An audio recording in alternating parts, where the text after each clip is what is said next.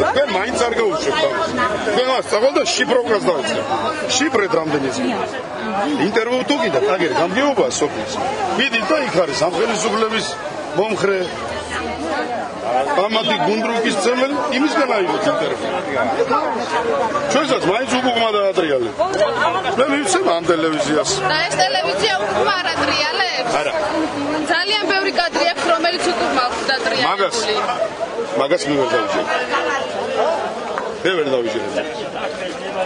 ეს ჩემი სუბიექტური აზრი. არავინ არ დავიჯერე. ჩემი სუბიექტური.